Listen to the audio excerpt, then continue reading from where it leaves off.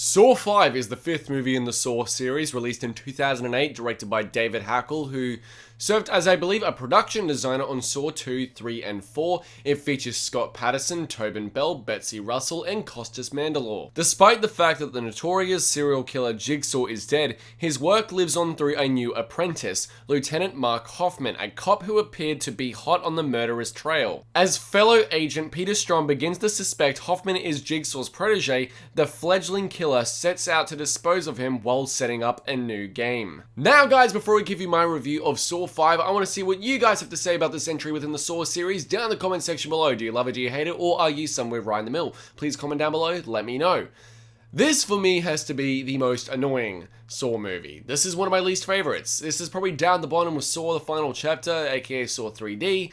This is not a good movie at all, and there are many reasons behind it. First of all, David Hackl as a director. This is nothing against him by any means. He seems like a nice guy, but until this movie, he had not directed a single movie. This was his directorial debut while working as a production designer on many films beforehand, including the Saw sequels 2, 3, and 4. So, with a series as big as Saw at the time in 2008, he had some big shoes to fill. And did he fill them? Well, on a directing standpoint, I think this movie is just fine. It's nothing that isn't in the other movies in regards to the first one all the way through to the 4 in regards to the directing style. It is all very much the same, the very quick flashy cuts in regards to the traps and everything, trying to build suspense and tension. And does it work now? No. Did it work in the first movie? Yes, but that was due to the $1.2 million US budget. Whereas in 2, 3, 4, and 5, it still to this day doesn't work, and even 3, 6, and 7 still doesn't work. Because these sequels admittedly had bigger budgets. Saw 2 onwards had a $4 million budget or higher, to the point that Saw 3D eventually had a $17.5 million budget, to then have Jigsaw come out in 2017 with only $11 million behind it, and the new upcoming Spiral being the most, it's the highest budgeted film in the series at $20 million. But besides the directing and everything, it's the same stuff you expect from the writing after Saw 3 onwards in regards to some very stilted dialogue, characters you really don't care for or connect with in the slightest. You've got characters being introduced who you don't remember whatsoever, and they just mean nothing to the film. Like, Special Agent Erickson, no one remembers him besides the fact that he's got that little communicator in his ear and everything, and he's just very forgettable otherwise. You got Betsy Russell back in the movie, which, by the way, the biggest fuck you that the franchise has provided to us so far is that in John's will after his death as the Jigsaw killer, after Jeff killed him in the third movie, there's this box that he left to Jill, his ex-wife, in his will, where she opens it using the key around her neck, and we don't find out what is in the box until the 6th movie. And this box is revealed within the first 20 to 25 minutes of Saw 5. So we have to wait not only another half to 2/3 of a movie, but also until around about the halfway mark of Saw 6. I know that because I rewatched Saw 6 tonight and then recorded my review with Leo Rydell from Geekly Goods. And by the way, good discussion, good review coming very, very soon, guys, after this video is posted. But, rewatching that movie, I'm kind of glad that I watched Saw 6 before I reviewed Saw 5, because there are so many questions that need to be answered that are presented in Saw 5 that don't get answered until Saw 6. I don't understand why the Saw franchise went down this soap opera route of being very mysterious in the sense of emotion with Jill Tuck and everything, considering Jill Tuck is easily the worst character in the series, even with her relation to John Kramer as his ex-wife. Yes, admittedly, all the stuff in regards to their family, in regards to Gideon, which was their going to be son, before he was murdered by Cecil and everything due to the accident at the, the clinic in Saw 4 that was presented in a flashback, it still has so many shoes it needs to fill and so many questions provided for the Jill Tuck character that, if I remember right, even by the end of Saw 3D are not answered. Yes, there is some stuff presented in Saw 6, but Saw 5 sets up all this bullshit where we have to wait an extra movie or two to get these answers, but even then we don't even get half of them. Therefore, the screenplay of this movie acts very lackluster and more or less as a setup movie to a movie that is going to be better, like Saw 6. Because this movie, on a screenplay standpoint, directing standpoint, in regards to the writing, is a fucking discombobulated mess, making this the most boring of the Saw movies. Yes, Saw 3D is worse, no doubt about it, but at least I can watch that and it's at least consistent in regards to its pacing and your enjoyment level, whether it's genuinely or guilty pleasure-wise. Whereas Saw 5, yes, there's stuff to be found that is actually really good, which is the traps and everything, but it's presented in such a way that is so boring and lackluster, it doesn't help with the characters either. I like Costas Mandylor as, Mark Hoffman. I like Scott Patterson as Strahm. But the thing is, when you get to the traps of this movie, everything is all over the place in regards to the characters that you don't care about. Let's talk about the traps. The trap consists of 5 people that are related in some way, and they've got to work together or find a way to get out, but initially they believe that they've got to literally fight each other to the death to get through every single trap, where it is obvious from the beginning that they are able to get out if they just worked fucking together. There are also very easy ways to actually get by these traps. For instance, the first trap, where after the timer hits 0, they will be pulled back and decapitated on like these little blades and everything. Okay, it's obvious from the beginning, even on my first viewing when I was a lot younger, I figured out that the keys were all the same and everything, especially due to the locks. There's no way Jigsaw would provide so many different locks and so many different keys. There's no way. I predicted that from a mile away and that they were all meant to work together. Also, in regards to saying that they're all, on the tape connected in some way and related in some way, and that they were given, advantages at birth, but he applauded them to do the opposite of what they know. Work together. You know that you guys are major introverts but very stuck-up people. Work together, be extroverted, and work together to get through this.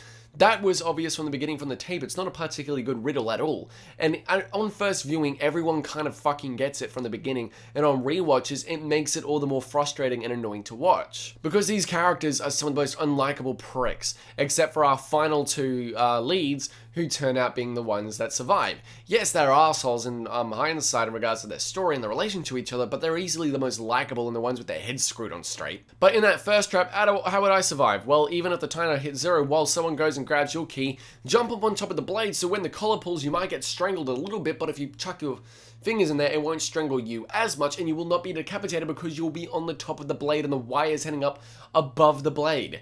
Just sit on top of the blades. In regards to the second trap, it's obvious from the beginning as well. Even while you're watching it, you only really need 2 or 3 keys from breaking the glass jars, and more than one person can fit in those fucking tunnels. You might get singed if you're closer to the explosion, but you're not gonna die from the explosion, and it's very obvious, so then dickbag journalist just dies. Also, that means that it's going to be harder for them to figure out who they are to each other because the journalist guy who knows who everyone is dies immediately. And then just, the dickbag woman, the brunette, who's the real estate agent, jabbing the girl in the back of the neck with the wire and everything. I'm sorry. You don't even need to do that. Literally just, rip off a piece of your clothing, wet the fabric, chuck it onto the, the prongs or the clamps and everything where the electrical circuit is, chuck them in. Yes, dry fabric will not, conduct electricity, but wet fabric will. So, and then shock yourself a little bit as well in the process. Like, it's super easy. And from that point, these characters should have realized as well that we were meant to work together, but it's not until the final room where they have to sacrifice 5 pints of blood that they actually realize what they need to do. But this is actually my favorite sequence in the entire movie, because it's not just when they finally fucking wake up and stop being annoying little pricks who yell at each other the entire time, but also the trap, which is they've got to stick their hands into these little vices, which have little saw blades on them that are rotating really fast. They've got to sacrifice 10 pints of blood between each other.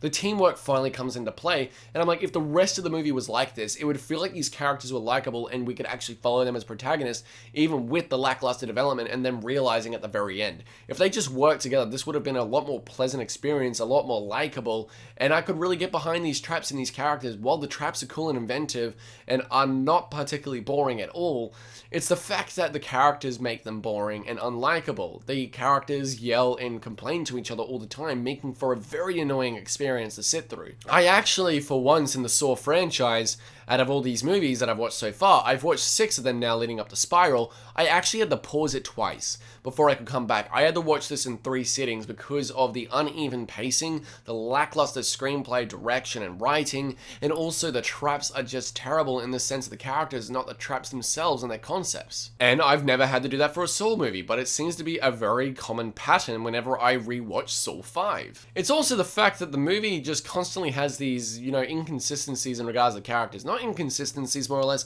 but just questions I provide, such as why did Strahm in the first place start questioning Mark Hoffman? When he starts investigating, there is actually 0 evidence that Peter Strahm has to go off that Hoffman is the Jigsaw protege.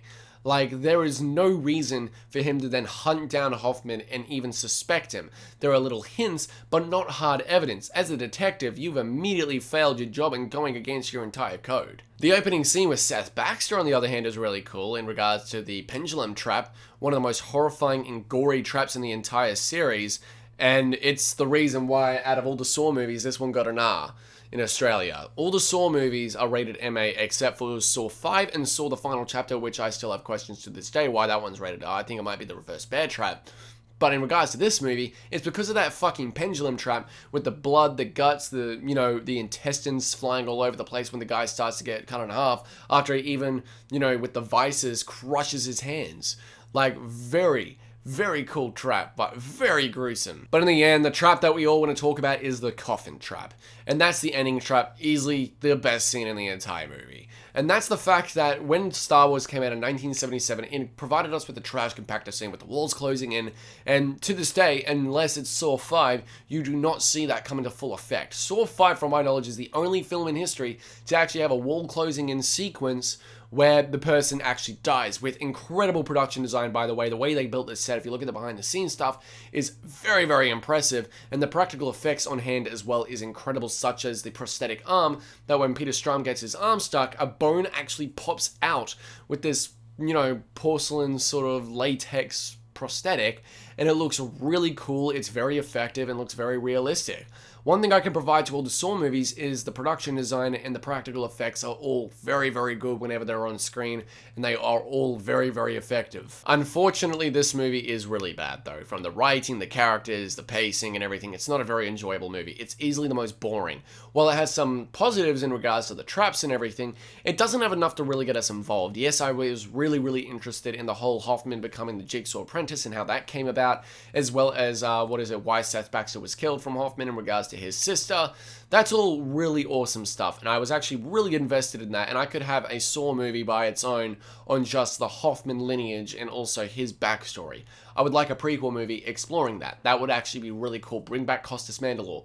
But unfortunately, this movie doesn't have much else to be provided. This is a really bad movie, in my opinion, and doesn't have much to really enjoy about it. Yes, it has some aspects, and you can sit down and watch it and turn your brain off, but the only time I would really pop this in my own time to watch it willingly without doing it for a review like I am now is mainly for me to actually watch it during a Saw movie marathon. And that's unfortunate. This is one of my least favorite Saw movies, and it's unfortunate. But guys, with all that said, I'm going to give Saw 5 a D.